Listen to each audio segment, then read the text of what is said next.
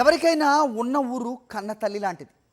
ఎంత ఎత్తుకెదిగినా చివరికి ప్రపంచ దేశాలు చుట్టేసినా సరే పుట్టిన ఊరంటే మమకారం ఉంటుంది. ప్రతి మనిషికి పుట్టిన ఊరిలో తీపి గుర్తులు, చిన్నప్పటి నుంచి పెరిగిన వాతావరణం, ఇలా ఎన్నెన్నో జ్ఞాపకాలు ఉంటాయి.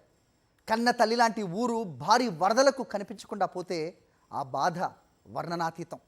అలాంటి ఆవేదనకు పాట రూపం ఇచ్చారు అక్కడి మహిళలు. ఈడనిచ్చిన చెట్టు తోవ చూపిన మాట కళ్ళల్లో, అయ్యో కళ్ళల్లో మన పల్లె కదలాడుతుందే కదలాడుతుందే, గుండెల్లో ఈ బాధ దిగమింగుతుందే దిగమింగుతుందే.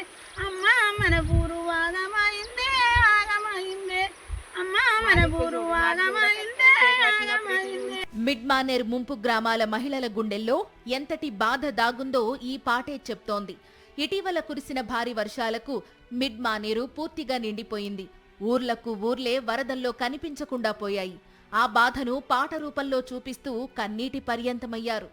రాజన్న సిరిసిల్ల జిల్లా బోయినపల్లి మండలం మన్వాడలోని మిడ్మానేరు ప్రాజెక్టు కట్టపై నిలబడి ఇలా పాటతో తమ దీన గాథను వివరించారు.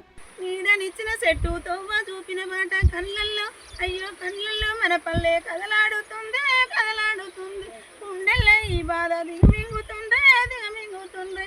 అమ్మ మన ఊరు ఆగమైందే ఆగమైంది, మిడ్మానేరులో మునిగిపోయిందే మునిగిపోయిందే.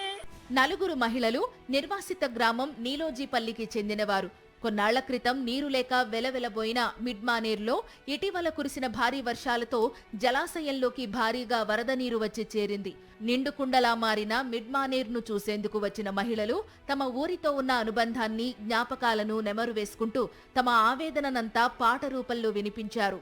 కట్టుకున్న ఇల్లు పెట్టుకున్న గోడ నీడనిచ్చిన చెట్టు తోవ చూపిన బాట కళ్ళల్లో, అయ్యో కళ్ళల్లో మన పల్లె కదలాడుతుందే కదలాడుతుంది, గుండెల్లో ఈ బాధ దిగమింగుతుందే దిగమింగుతుందే. అమ్మ మన ఊరు ఆగమ